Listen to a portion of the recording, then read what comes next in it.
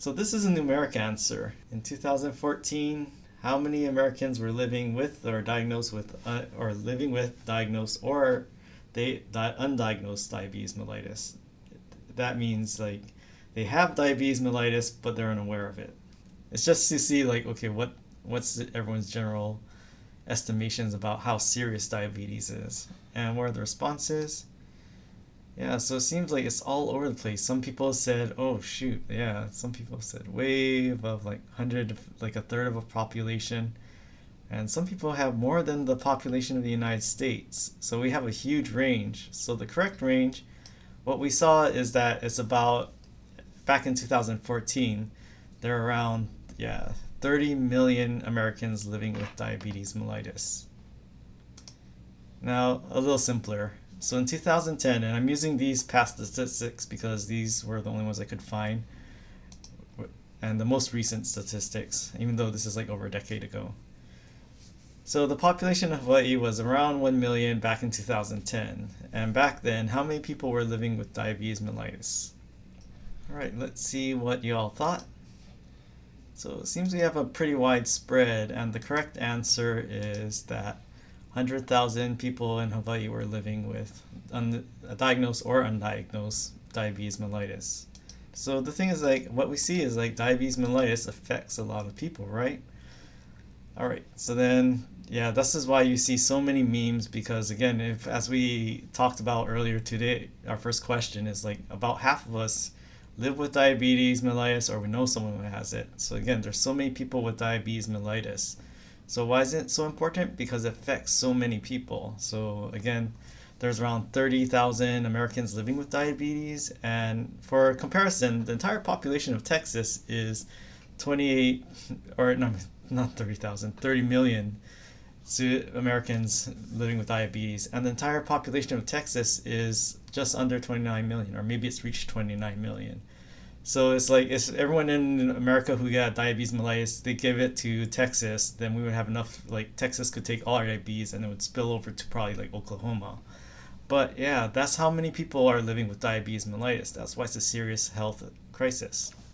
And the thing is that there's a million and a half new cases in the US every year. So this is why, and again, what's the population of Hawaii? It's around just under 1.5 million. So yeah, about the entire population of Hawaii gets among the entire United States gets diabetes every year. So again, this is why diabetes mellitus is a national crisis, in addition to what we already have. All right, so it's the seventh leading cause of death in the United States, and but the interesting thing is that diabetes is often present with other things too, especially cardiovascular diseases affecting the heart and your circulatory system.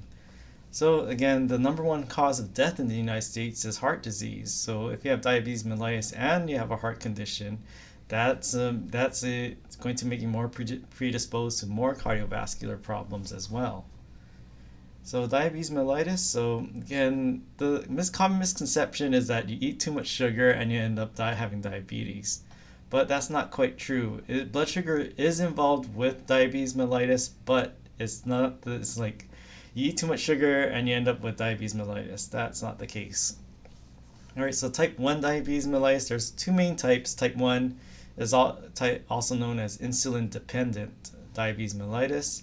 So when you see this there's different like acronyms and abbreviations, but this is the one, if I use it for type 1 diabetes mellitus, to make it sure, I'll probably use this acronym. And it used to be called juvenile diabetes because it tends to be diagnosed in the younger people, but now it's fallen out of favor. But older medical techs and some other physicians or caretakers health professionals might still use this term.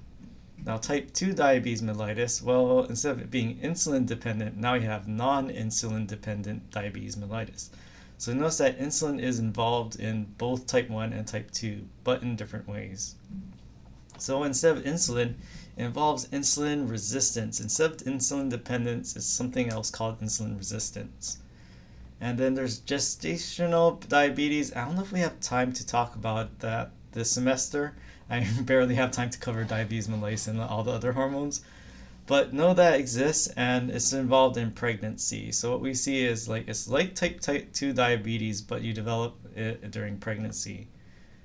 And then insufficiency and resistance actually. So you have like a lack of not enough insulin and you have insulin resistance.